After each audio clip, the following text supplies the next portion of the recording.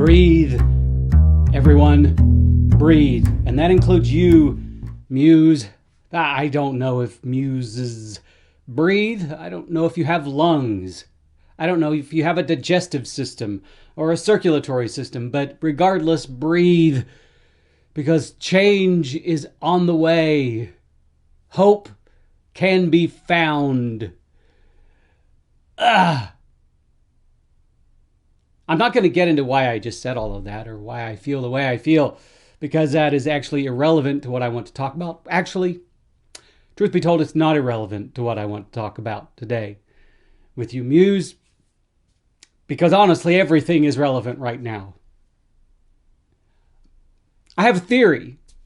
It's just something I'm working on, so it is a working theory, and I have no facts to back it up. I just have intuition and the fact that I am on social media all the time, and I see and I read and I can posit possible conclusions from what I see and read. And what I want to talk about today, hopefully, might just possibly help my fellow authors get through this challenging time. And what challenging time am I talking about? I'm talking about this period that seems to have been lasting forever and has no end in sight, wherein people don't seem to want to buy books right now. Yes, I know it's a topic that is much discussed ad nauseum by authors. Why? Why is it possible that when I had half as many books, a quarter of the books that I have to sell right now, that I was selling more then than I am now? I've heard that sentiment from so many authors. I've spoken that sentiment myself. And there seems to be no logical conclusion to draw as to why it's not working. And I probably should have prefaced this all by saying that I am very transparent about things. But anyway, so I feel like, and I have actually been told, not just by readers, but by editors, that I am writing my best work right now. That the last two books that I published, Defying Gravity, and Fear 2, which is to be released soon, are my best work. And it just keeps getting better. So when I hear those sorts of things, my initial thought was, well, why do I not have a hit on my hands? And yes, you could pull in all sorts of issues, genre, markets, things like that. But I have a different theory.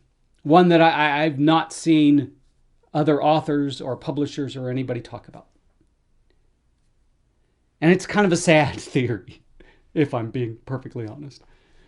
And Muse, it's one of those theories that I don't think you will be able to help me work through or figure out or solve, because it's very encompassing. Over the last 4 years, yes, I know, I'm going to talk about the last 4 years, because from 2016 till now, we have all been kind of living, for whatever reason, in a pit of despair. And because of that, the world is more divided than it's ever been, I think. That is just an opinion. And what has come of that is that people are less apt to trust one another. Now, I started thinking about this a few weeks ago, and I thought about addressing it with you, Muse, but I didn't quite have a fully formed thought. But now I do. My initial thought was very simple. Why is it that writers have trouble even getting family to read their books? Why? Well, when I originally started thinking about the idea, I kind of expanded it a little bit and brought in friends. So why aren't authors able to get family and friends to read their books. And the conclusion I drew was a little different than the conclusion that I have now. But the conclusion that I drew then was that family and friends didn't want to risk changing their opinions of someone they love and respect. They might think in the back of their heads, oh, this person wants me to read their book. What if I read it and I hate it? What am I supposed to say to that person? Or what happens if it changes my opinion of that person? I don't want to risk that, so ergo, I will not read their book.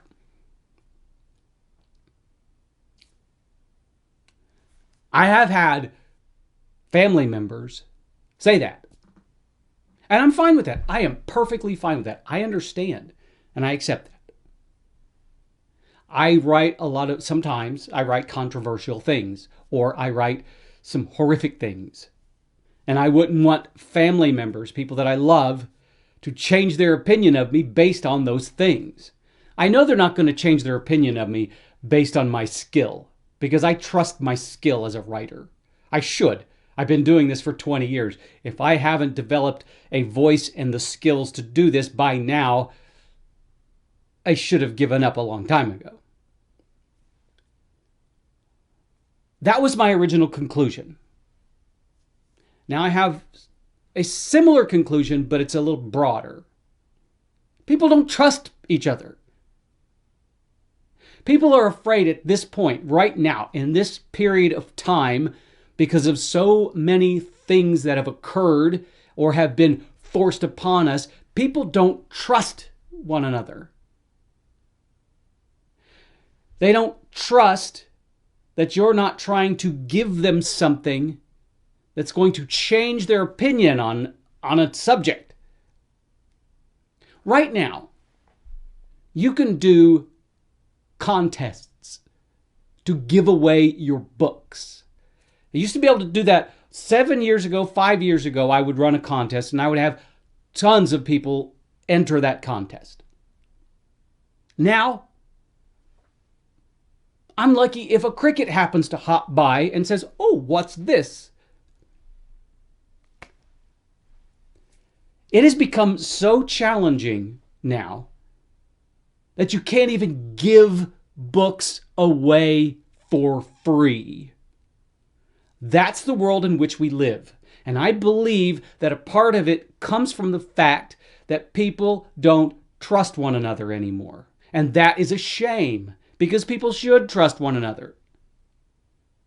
But our political divides, the one thing that has turned us against one another, politics, has made it such that it has infected everything that we think and do. So people are afraid of reading a new author, because what is there to trust?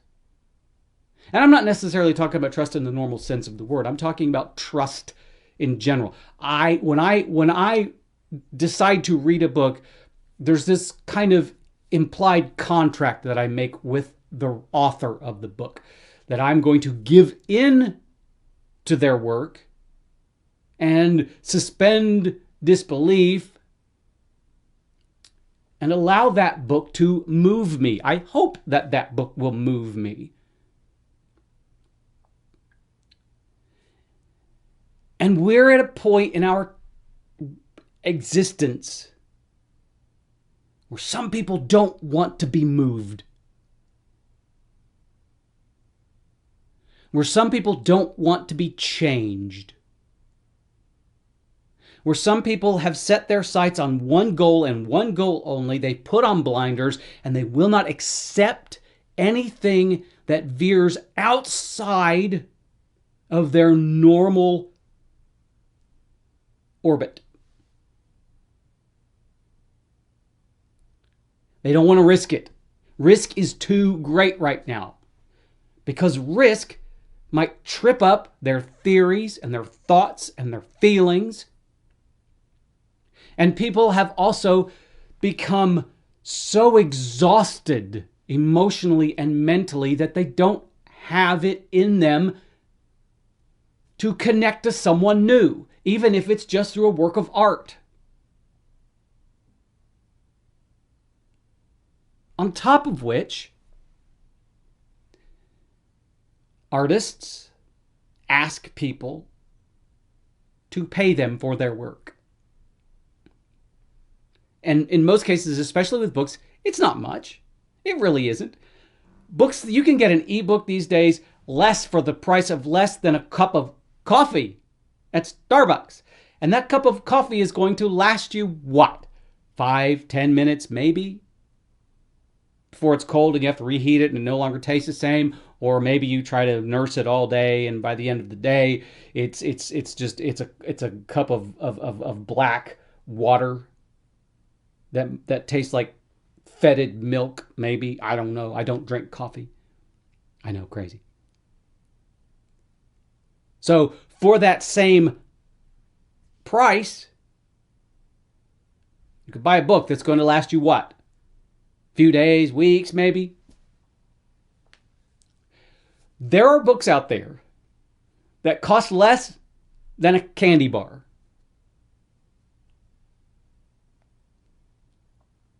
And people don't want to take a chance on those books. Why? Because those books are not written by a trusted author. And trust right now is a precious commodity. How do we get beyond that? Well, the one thing I have tried is be on social media and connect with people and develop a relationship with them. That is not a transactional relationship. It's not about, I'm going to try to insist myself upon you such that eventually you'll buy my book. That's not what it's all about.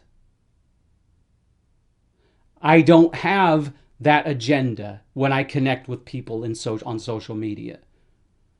When I'm on social media and I connect with people, I connect with them because I like to connect with people, because I want to trust people, because I want to love people, because I want humanity to be whole. And maybe, hopefully, in the end, I will have built up such trust with these people that they will go, oh, you're an author. I'm going to check out your work. But they have to do that on their own. You see, the thing is that if I develop that relationship with that person on social media, with the idea that eventually I'm going to say, oh, by the way, I'm an author, buy this book, you're breaking that trust. And given how precious trust is right now, once you break it, you're not going to get it back. Because these aren't friends or family. These are people that you don't know, that you've never met in life, that you've never hugged. So you've got to let them be the ones to come to you. And that is hard because I have relationships on social media that I've had for years. Years. And they know that I'm an author. And they have never once crossed that boundary. And it's frustrating at times because I think, I know that you value my opinion. I know that you know that I do this. Why haven't you taken that last step? Because it's their step to take. And I'm not going to push them. This is not a precipice. And they're afraid to jump. And they need my little nudge to get them over. That is not what this is. But on social media, no matter how hard you work, you only get to trust like to this level. And somehow you've got to figure out a way to bring it up to here. And once you get it up there, you don't break it. Because people don't necessarily want to trust you. Even though they should, even though people like me want to, by default, want to trust people. It's in my nature. But now, in 2020, Because of what happened in 2016 as well, and what has continually happening, people don't trust each other anymore. People don't trust that I'm a quality author. People don't trust that I know what I'm doing. And I have to be okay with that. I have to be the one to say, I'm going to earn your trust. And I'm going to earn it such that at some point you might want to make that last step and take a chance with my art. That last step is incredibly important, but it's not one that you can force. And until society gets back to the point where we, by our nature, trust one another, it's going to be like this. We need to get beyond this what's in it for me point of view and get to a point that we all look at everything with what's in it for what can I do for you? Not what can you do for me? And as an artist, that's like my modus operandi. What can I do for you? What can I do to entertain you? What can I do to make you laugh, to make you smile, to make you accept the world and make you get through your troubling times? What can I do to help you? And until you, society, realize that a lot of artists feel that way, you're not going to trust us. You're always going to think, they're in it for themselves. They're always wanting something from me, but that's not the case. The only thing that I want from you is your trust and your respect and your friendship and your hugs whenever this whole pandemic is over, because I love to hug. We'll get back there. I have absolute faith that we'll get back there, and it'll happen in my lifetime. It's going to take a lot of work, but we will get back to the point where we can trust one another and we can hold our hands out and say, what can I do for you? And people will trust that.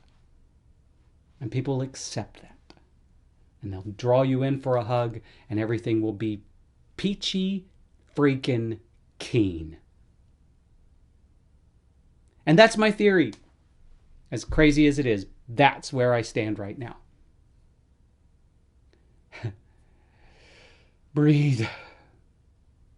Breathe. It's going to get better. It is. Thank you, Muse, for listening to me, for letting me rant for just a moment. It helps. It really does. It also helps that, Muse, you are so freaking awesome.